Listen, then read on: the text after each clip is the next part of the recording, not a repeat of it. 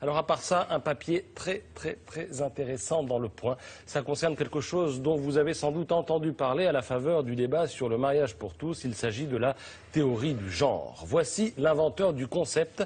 Il s'appelle John Monnet, c'est un psy néo-zélandais et pour lui, on ne naît pas homme ou femme, garçon ou fille, mais on choisit de devenir l'un ou l'autre hors de toute réalité corporelle. Et on apprend dans Le Point, sous la plume d'Émilie Lanaise, qu'un jour, notre gourou a vu débarquer dans son cabinet des parents paniqués. Ils avaient des jumeaux, ils ont voulu les faire circoncire et la circoncision de David, l'un des deux enfants, par cautérisation électrique, a échoué. Le pénis de l'enfant a brûlé. Alors le gourou voit dans cette fatale mésaventure l'occasion de démontrer que le sexe biologique est un leurre, que la chose est arbitraire. Il conseille donc aux parents d'élever David comme une fille. On lui met des robes, on lui offre des poupées, on lui donne un traitement hormonal et c'est ainsi que David devient Brenda, sœur jumelle de Brian. Alors la suite, eh bien, elle est terrible.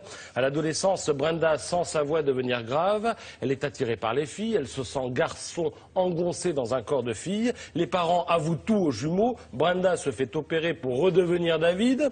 Il finit par se marier, mais ça ne va pas du tout et l'histoire se termine tout simplement par le suicide des jumeaux. Voilà, tragique, oui, les deux jumeaux. Celui qui était concerné par le changement de sexe. Le médecin, où il est, lui, il va bien? Le médecin, lui, il va très bien. Enfin, la théorie date de 1955, sauf qu'elle est aujourd'hui reprise à l'envi par tout un tas de gens. Donc, je signale l'existence de ce papier qui est à la fois tragique et passionnant.